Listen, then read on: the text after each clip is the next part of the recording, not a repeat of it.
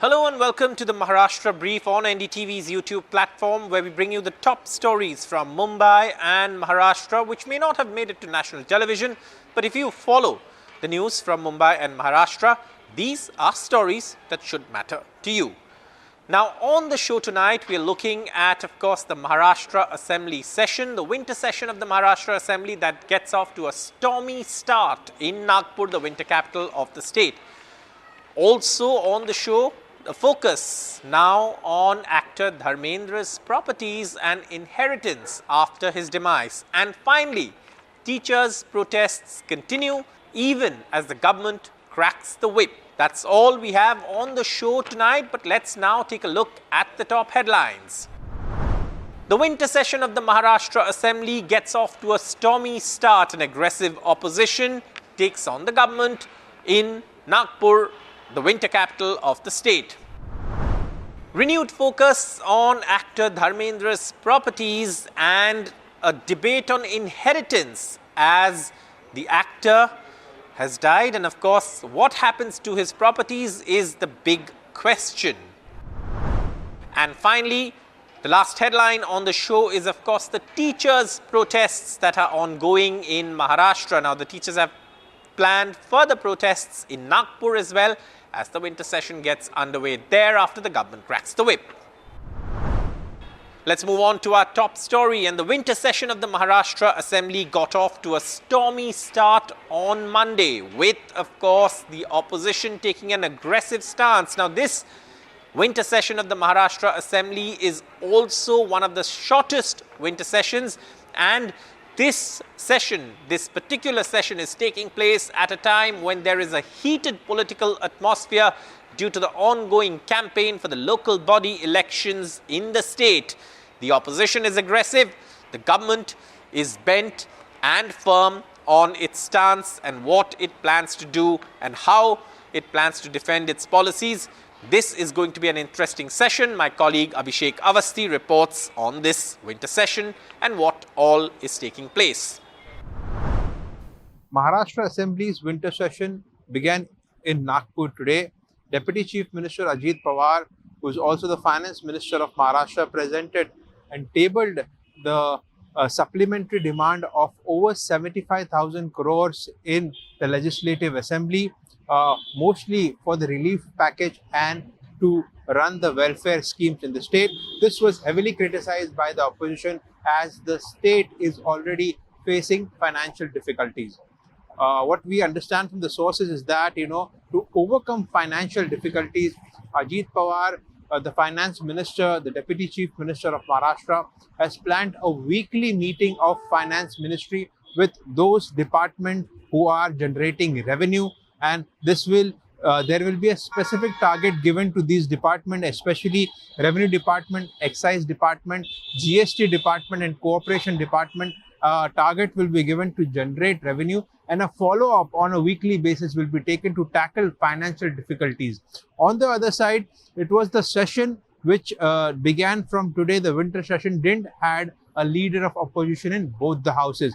Now, if we consider the Legislative Assembly, the appointment of leader of opposition is pending, despite the Mahavikas Aghadi giving a letter for Bhaskar Jadhav to be appointed as the leader of opposition in the lower house, whereas in the upper house, after the term of Ambadas Danve, which has expired, now the LOP post remains vacant, for which Congress is claiming the post, and also name of Satesh Patil is being proposed. But what we understand that there are no consensus. In fact, Speaker as well as the Chairman has not given any kind of go-ahead or appointment on the leader of opposition post in both the houses.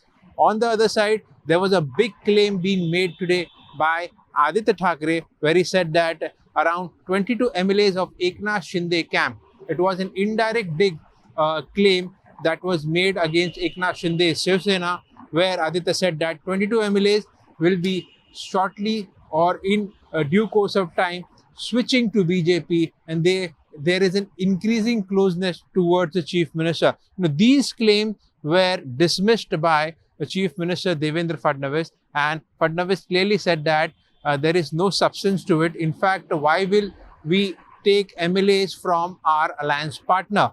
In fact, we are here to strengthen the Shiv Sena of Eknath Shinde, and both Shiv Sena and the BJP alliance together will consolidate and consolidate in future as Mahayuti government in the state of Maharashtra. So definitely, no leader of opposition yet been appointed. On the other side, additional 75,000 crores of supplementary demand and claims versus counterclaims hit the first day of the Maharashtra Assembly winter session in Nagpur. Well, thank you, Abhishek, for those details. And now let's move on to our next story. And Anuj Rayate brings us the details on this next story. This is after actor Dharmendra's demise. The question over inheritance, and there is a renewed focus on what happens to his properties, who inherits it. There is still no clear word on a will, or at least it hasn't been spoken about publicly, even if it exists. But there is a focus, given the fact that there have been a lot of statements made in the past, even by Hema Malini, on his properties. But again, this is something that is now seeing renewed focus, and my colleague Anuj Rayate reports. I'm currently standing outside the residence of actor Dharmendra, and as you can see today, would have been his 90th birthday, and on this occasion his fans from across the country made their way to his Juhu bungalow to pay respect to him, and of course to also visit the family members as well. You can clearly see that arrangements were made here for very coordinated efforts to make sure that the fans do not face any difficulty. A time from 2 to 4 p.m. was given for the fans. They made their way inside the bungalow, after which they had an opportunity to meet the family as well. They took pictures with Sunny Deol, Bobby Deol. After that, there was also an arrangement of food that was made, after which the fans left for their respective homes. But amidst all of this, an interesting conversation that has also taken up space is about the property and the will of late actor Dharmendra. Now, if sources are to be believed, Dharmendra's huge property of 450 crore is to be distributed amongst his family members, and the will was reportedly written around 8 to 10 years back. We all know that this becomes a little complicated, considering that there are 2 marriages that we are talking about and 6 children, where 4 children are from the first marriage and 2 children from the other 2 marriage, from the second marriage. But if, as I said earlier, if the sources are to be believed, the will was already written around 8 to 10 years back, and the majority of his 450 crore property is in Mumbai, Lonavala. In Lonavala, there is this large farmhouse sprawling over 100 acres. In Mumbai also, there is a huge amount of property. This is to be distributed amongst his immediate heirs, whereas his ancestral property in Punjab is to be given to his nephews, according to the sources. Amidst all of this, interview of Hema Malini is also going viral, where she's saying that, of course, a print interview where she says that she did not marry Dharmendra for any property, but only for love. And finally, on the show, teachers continue to protest in Maharashtra. Now, these, of course, protests come after the government cracked the whip, deducting a day's salary from protesting teachers. Now, the teachers have planned further protests to push for their demands, especially when it comes to pensions and etc.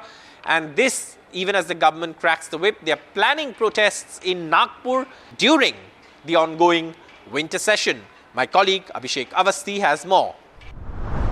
Around 35,000 teachers of primary and secondary government schools across Maharashtra were on strike today. It affected around 24,000 primary and secondary schools in the state of Maharashtra. What we understand from the government is that, these teachers didn't give prior intimation of the strike, hence their one-day salary will be deducted. In order to understand the demands, currently a representation of protest is going on at Azad Maidan, and they are demanding that the compulsory teachers eligibility test, TET, which was mandated by the Supreme Court, should be removed. Maharashtra government should file a review petition in Supreme Court. Also, the BLO duties for elections should not be given to those teachers. In fact, online administrative work should not be given. And there are many others. Most importantly, the old pension scheme should be brought in back.